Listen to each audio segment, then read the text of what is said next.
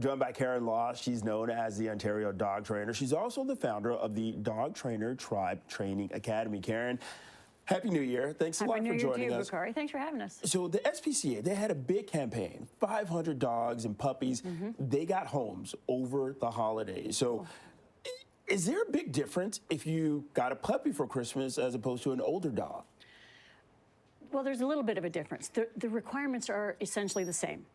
Older dogs come with baggage, puppies come with a clean slate.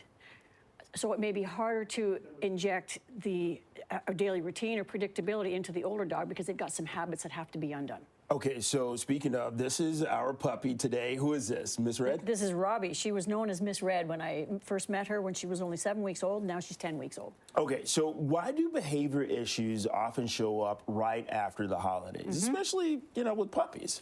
Well, it's interesting because it's not because someone's done something wrong. You bring home a new puppy, I mean, how can you resist that? So there's tons of attention. People think, oh, she was doing so well, now she's not. Well, there's tons of attention, there's tons of activity in the house, there's food everywhere, there's noise everywhere, and then it stops. And puppies have a hard time, even adopted dogs, they've had all this attention directed at them for a concentrated number of days, and then it stops. If you haven't made preparations, there's a problem. Okay, so the new owners will say, my puppy was doing great, then everything fell apart. So what is actually happening?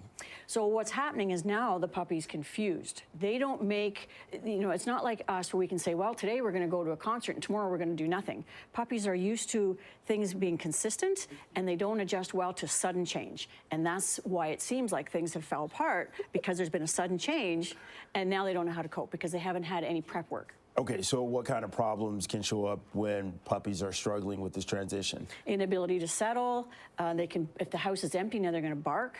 If they're not contained in a crate, they may look for things to chew on, like wires. Have trouble settling. When people come home, they're restless. The puppy can't settle. Those are the things that show up. So is that different with an older dog?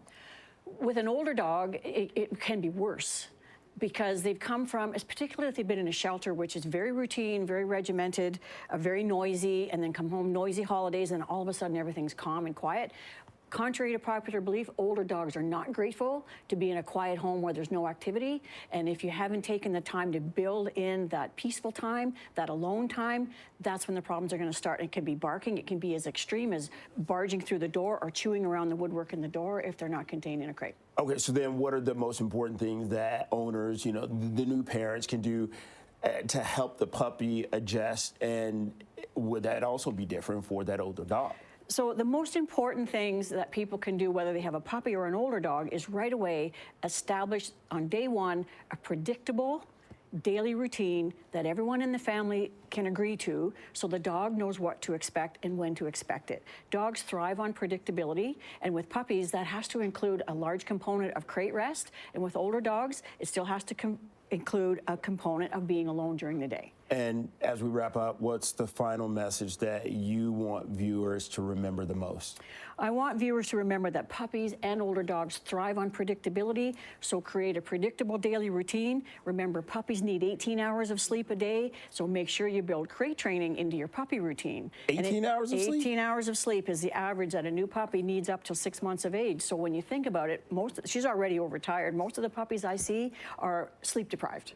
Okay. And for an older dog, build that daily routine that includes exercise, adequate rest alone, as well as predictable or engagement play where you're playing with the puppy or with the dog at the same time. So you got a new dog for Christmas. Karen Laws, the Ontario dog trainer, helping us out. Thanks a lot. Thank you for having us.